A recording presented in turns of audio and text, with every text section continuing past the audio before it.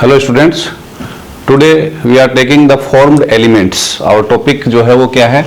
Formed elements.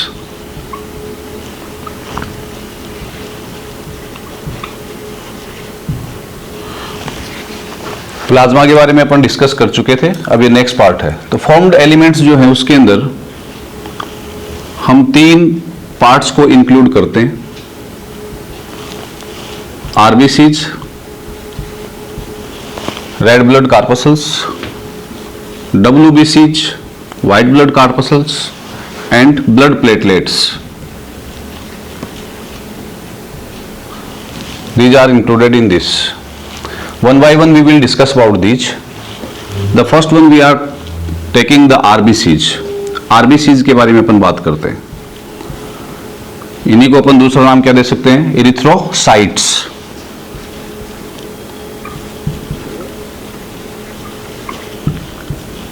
तो देखिए RBCs जो है उनकी जो फॉर्मेशन होती है वो कहां पे होती है? These are formed in the bone marrow. ठीक है, दिस से simple question which can be asked. तो ये बोन मैरो के अंदर बनती हैं। इनके बनने की जो प्रोसेस है, फॉर्मेशन प्रोसेस,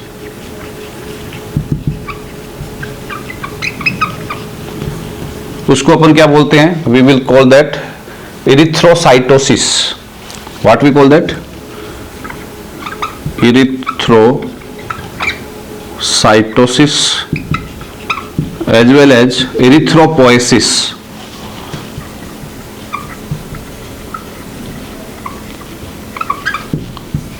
erythropoiesis, ठीक है। erythrocytes जो है उनके बनने की प्रोसेस है, उसको क्या कहेंगे? erythropoiesis।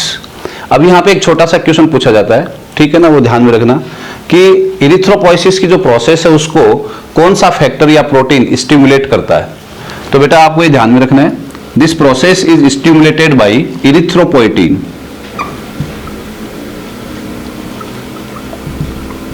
And this erythropoietin protein is synthesised by the kidney. और ये किसके द्वारा सिंथेसाइज होता है? किडनी के द्वारा इसका क्या होगा? सिक्रीशन होगा। ठीक है। The second one thing which can be asked, जो दूसरी चीज आपसे यहां पे पूछी जा सकती है कि what are those essential factors which are required for the formation of RBCs. तो अमोंग दोज अगर हमसे पूछा जाए तो आरबीसी बनने के लिए फॉलिक एसिड रिक्वायर्ड है, विटामिन B12 रिक्वायर्ड है। ठीक है, इन दोनों की जो रिक्वायरमेंट है वो किसके लिए चाहिए? आरबीसी डीएनए मैच्योरेशन के लिए।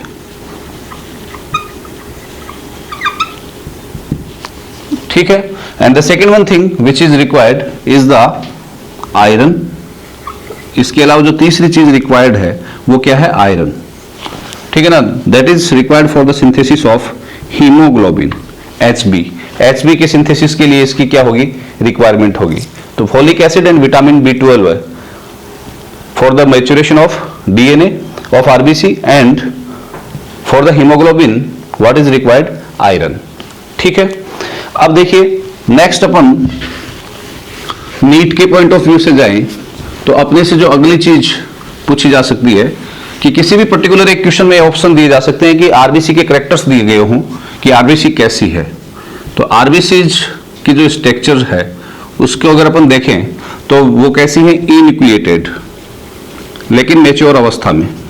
यंग स्टेज के अंदर ये न्यूक्लिएटेड होती है, बट विद द मैच्योरेशन ये कैसी होती जाएगी? Enucleated. Along with RBCs will not have mitochondria, endoplasmic reticulum also. ठीक है, ये रिमेंबर रखना आप। तो इन्यूक्लिएटेड होंगी, सर्कुलर, बाइकॉनकेव, ये स्ट्रक्चरली ऐसी दिखाई देंगी। हाँ, ये यहाँ पे एक्सेप्शनली जरूर ध्यान में रखना आप कि in case of the llama and camel those will be nucleated. वो कैसी होंगी? एट मैच्योरिटी पे भी कैसी होंगी? न्यूक्लिएटेड होंगी। ठीक है ना। शेप के हिसाब से अगर अपन देखें तो यू मैंने अभी बताया बाइकॉनकेव। अपर व्यू देखेंगे आप ऊपर से तो देखिए बीच में से यूं, ठीक है ना, सर्कुलर दिखाई देंगी, लेकिन है कैसी है? यूं डंबल। ठीक है ना। तो बाइकॉनकेव शेप इनकी अपने को दिखाई देगी।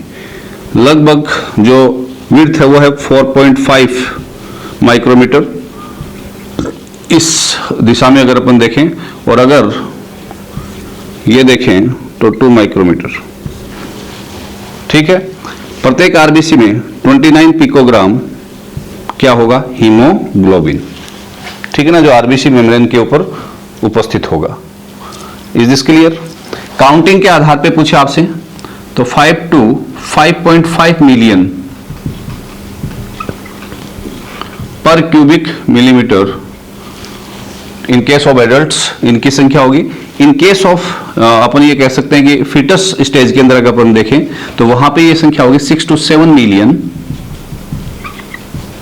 mm³ पर mm³ क्या होगी, 6 to 7 मिलियन। तो ये चीज आपको ध्यान में रखनी है। यहां पे भी आप ये ध्यान में रखेंगे कि लोअर नंबर जो है वो किसके लिए, फीमेल्स के लिए, एडल्ट फीमेल के लिए, और हायर नंबर जो है वो किसके लिए, एडल्ट मेल के लिए। तो वो रेंज दिए मैंने एडल्ट मेल और फीमेल के लिए। फिटस के अंदर संख्या जो होगी वो क्या होगी, 6 to 7 मिलियन पर mm³। Is this clear? इनको काउंट किससे करते हैं अपन, ये क्वेश्चन भी यहां पे पूछा जा सकता है आपसे। तो वेरी सिंपल है, haemocytometer, the particular apparatus with that या with the help of that we count the RBCs is the hemocytometer। ठीक है, नेक्स्ट। अब देखिए नेक्स्ट इनसे रिलेटेड क्वेश्चन जो आपसे पूछा जा सकता है वो ये पूछा जा सकता है कि अगर RBCs की संख्या कम होती है, if the RBCs number are being less then the condition will be called, then your answer will be less number होगा तो erythrocytopenia। What we call that? Erythrocytopenia। If the number are going high, high number जा रहा हो तो then the condition will be called polycythemia. What call with condition? The condition will be called polycythemia. The important function of RBCs, जो function है वो क्या है, transport of, we all know about this, transport of O2 and CO2। ठीक है, अब ये deeply आपको नीट में जाकर के अगर ये क्वेश्चन पूछा जाए कि कौन सी कंडीशन के अंदर जो ब्लड है उसकी जो विस्कोसिटी है वो बढ़ जाएगी, तो देखिए हाई नंबर ऑफ आरबीसी जाएंगे तो विस्कोसिटी क्या होगी, बढ़ जाएगी। ठीक है, और विस्कोसिटी इंक्रीज हो जाएगी तो यहां पे फिर से बेटा आपसे एक क्वेश्चन पूछा जा सकता है कि इससे ब्लड का फ्लो है उसके ऊपर क्या इंपैक्ट पड़ेगा। तो विस्कोसिटी अगर बढ़ रही है तो ब्लड फ्लो जो है वो क्या हो जाएगा, flow of blood in vessels we can say क्या हो जाएगा, डिक्रीज हो जाएगा। ठीक है, तो इन हाई नंबर ऑफ आरबीसीज जो है वो कंडीशन क्या कहलाती है, polycythaemia, and that will cause the high viscosity in blood and due to that the flow of blood will decreased। is this clear? next, अब देखिए इनके बनने की जो प्रोसेस है उस बनने की प्रोसेस में अपन ने कहा कि इरिथ्रोपोइटिन इज रिक्वायर्ड। दूसरा जो इनके लिए अपन ने कहा कि कौन कौन से फैक्टर्स, मैं रिपीट इसलिए कर रहा हूं कि क्वेश्चंस पूछे जा सकते हैं, तो विटामिन B12 और फॉलिक एसिड और आयरन, उनकी अपन ने बात की। अब आरबीसीज के अंदर जो सबसे इंपॉर्टेंट फैक्टर है जिसको अपन एक कैरियर प्रोटीन कह सकते हैं, पिगमेंट कह सकते हैं, वो कौन है, HB। तो इसकी अमाउंट पूछी जा सकती है आपसे। तो मोस्टली जो हीमोग्लोबिन है वो होगा 12 to 16 ग्राम। HB जो होगा वो पर 100 ml ब्लड में उपस्थित होगा।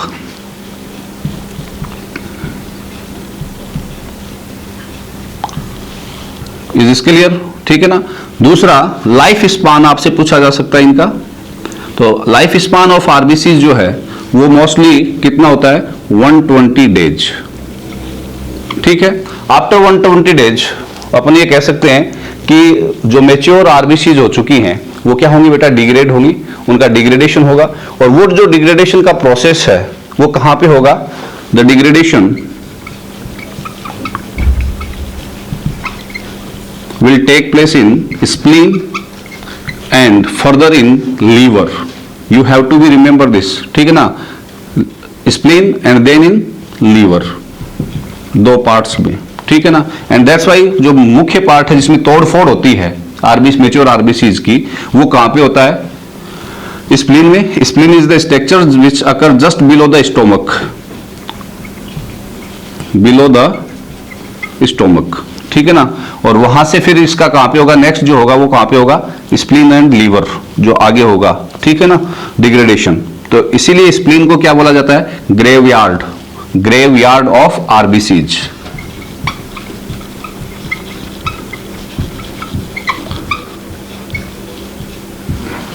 ठीक है, ये कब्रिस्तान है किसका, मोस्टली आरबीसीज का, जहां पे mature RBCs 120 days life cycle जो कंप्लीट कर चुके हैं वो वहां पे क्या होंगी, डिग्रेड होंगी, because erythropoiesis is a continuous process जो नई बनती जाती है। ठीक है, अब देखिए आगे का जो डिग्रेडेशन हो रहा है वो कहां पे हो रहा है, मैंने क्या कहा, लीवर में, स्प्लीन में थोड़ा सा और होगा, और फिर उसके बाद में कहां पे, लीवर में। कैसे होगा, देखिए जो आरबीसीज हैं वो ब्रेक डाउन हो गई है, तो हीमोग्लोबिन क्या हो गया, फ्री, और हीमोग्लोबिन फ्री हो गया तो अब उसका डिग्रेडेशन होगा।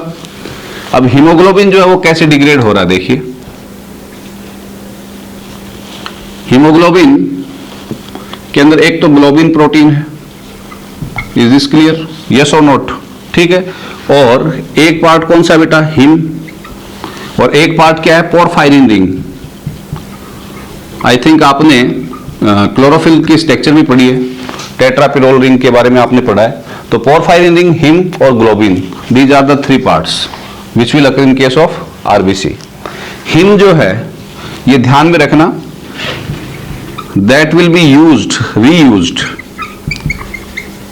ठीक है ना, हीमोग्लोबिन टूटेगा इनके अंदर, इस लीवर के अंदर, और जो हिम फ्री हो रहा है, आयरन फ्री हो रहा है, उसको रीयूज कर लिया जाएगा किसके अंदर, आरबीसी के सिंथेसिस में, हीमोग्लोबिन के सिंथेसिस में।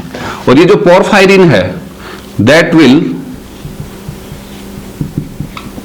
Form the bile pigments.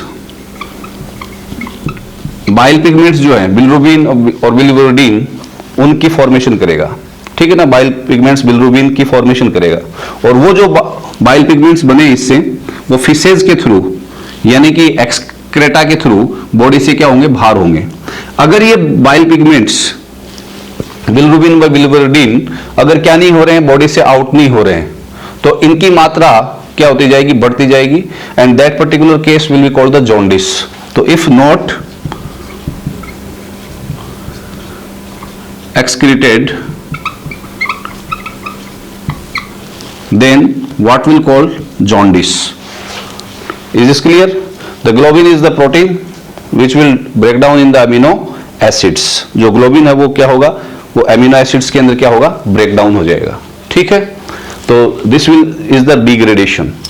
फिर नेक्स्ट यहां पे आरबीसी से रिलेटेड जो क्वेश्चन आता है वो है ईएसआर से रिलेटेड बेटा, ESR, ठीक है। ESR का मतलब क्या है, इरिथ्रोसाइट सेडिमेंटेशन रेट, ठीक है। इट्स ए वी कैन से non specific diagnosis of acute disease, जिसको अपन कह सकते हैं नॉन स्पेसिफिक, क्या है, डायग्नोसिस है, non specific diagnosis of acute disease stage, acute disease stage के अंदर।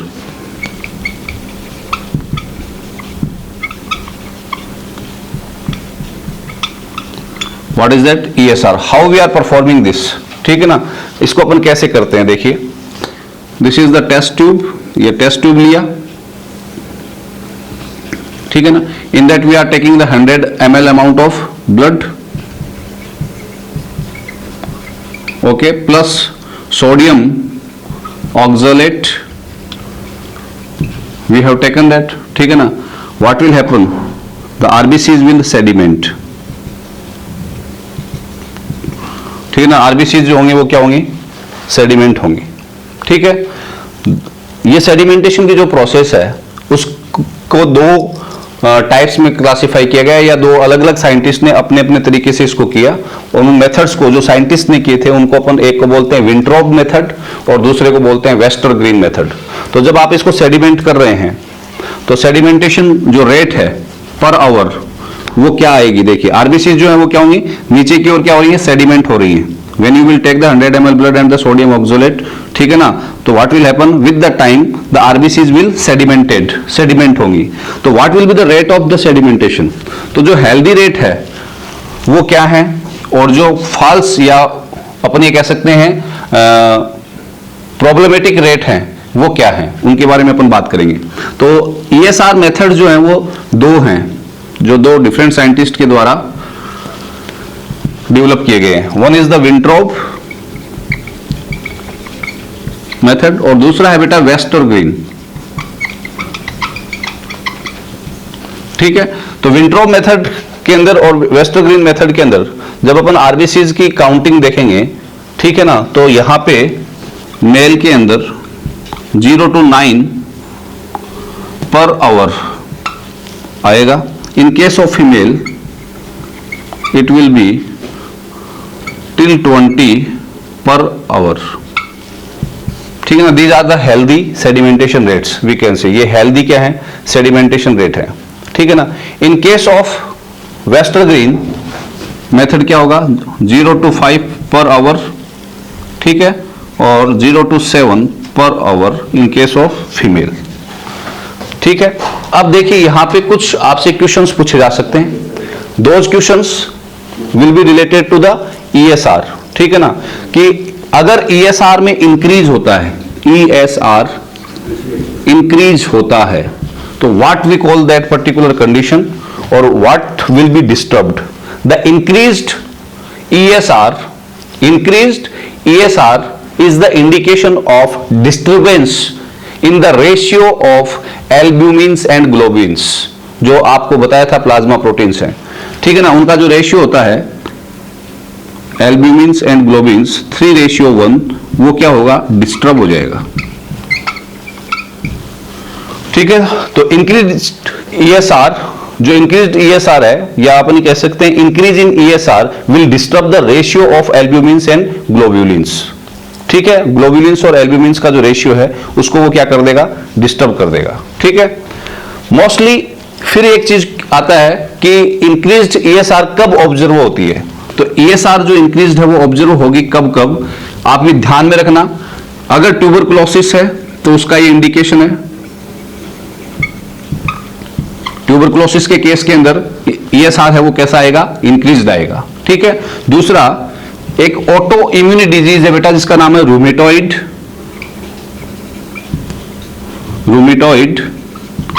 आर्थराइटिस,